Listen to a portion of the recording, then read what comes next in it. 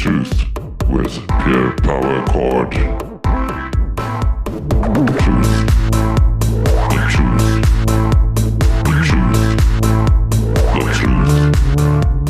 truth. Good morning, guys. This morning's subject is, has a bad church culture put you off Christianity for life? Let's get into it. So, in my lifetime, I moved around to a lot of circles and doing a lot of things, whether it being teaching of certain kinds, to music, to sound, to lighting, you name it. I was involved in it in different churches all over, in many different cultures and many different denominations. But what I found was there was always this underlying thing. And a little while back, when we started changing churches and looking for a new church, we found that the church we were looking at really didn't want to budge in their thinking. And when I say their thinking, I don't mean biblical doctrine. I understand that that's something you don't depart from, because that is what your faith is based on, the Bible. So that's all good. But things they were not willing to accommodate anybody with, or any new people with, was a thought that these people might want to get involved in the church. And they were sacred to them, and it was something that they didn't need anybody to meddle in. So you were basically told to stay in your lane before you even joined. So these are the things that can put people off Christianity for life. I know at the stage, I was still saying to my wife, this is so bad. There's just nowhere that wants to accept anybody. You glared at, and you know, another aspect as well is the money thing. I remember at that stage too, we were battling. The work was just not coming in anymore, and the church should be a place of refuge, not so, or so one would think. But it was made pretty clear to us that if we don't have a certain amount of cash available for tithing, that we were not welcome in that church. And so we drifted and looked and looked and looked. So, yeah, has a church culture put you off Christianity for life? Well, I'm sure it has many people.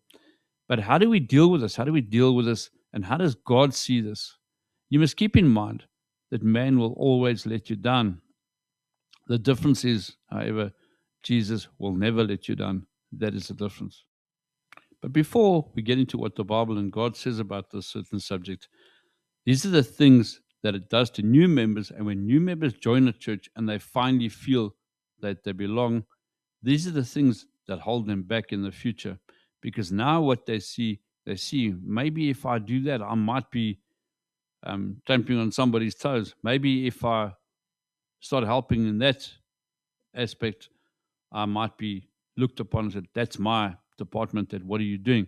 So what it does, it actually holds you back. It stops you from growing. It stops the church from growing at the end of the day, because you always feel like you have to hold yourself back.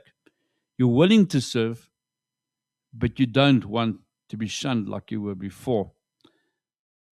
There's also another side to it too. We've now covered being shunned and being told to stay in your lane. There's another side to it too, where you're actually abused for what you know. So in some certain department or some area, you consider to have strength in that area, and they abuse you. They use you so much that you cannot breathe, and you're actually smothered, and you cannot grow as a Christian. And you also cannot sow into other people's lives when you burnt out and depleted either. So that's another side to things putting you off Christianity, right? But one bit of important information that you need to know from the get-go is that there is no perfect church on the face of the earth. I spoke to a guy a while back, and he was saying to me his new church is like navigating shark-infested waters. Wow, that's pretty harsh. But yes, it can possibly be like that. If it's that bad, I suggest you find a new one. But we got to understand that this is not really about us. This is about God and His purpose. So if we have this common thing, we can work through anything together, but it has to be done together.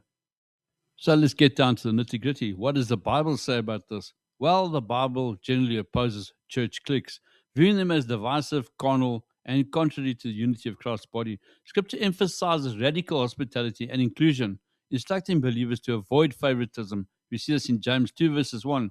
And instead foster a loving, unified community where all members are welcomed, regardless of social standing or personal background.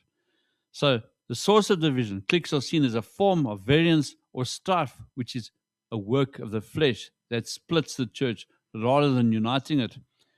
It's condemned, and it's basically favoritism. James 2 verses 1 to 13 strictly forbids showing favoritism, such as preferring the rich over the poor, as this creates elitist groups within the church. The example of Corinth, in 1 Corinthians 1:10 verses 13, Paul strongly rebukes the church for dividing into factions, with some claiming, I follow Paul or I follow Apollos, rather than focusing on Christ himself. Exclusionary nature, cliques are defined by their tendencies to exclude, which hurts newcomers and hinders the church's mission in general. And a call to inclusivity, the Bible promotes unity and fellowship that transcends personal differences and cliques. While Jesus had a close circle of disciples, he did not operate with an exclusionary, elitist, or prejudicial clique. His ministry was one of open ministry, which still fosters deep, close relationships. The Bible calls for churches to be welcoming and inclusive, rather than forming exclusive, tight-knit groups that makes others feel unwelcome.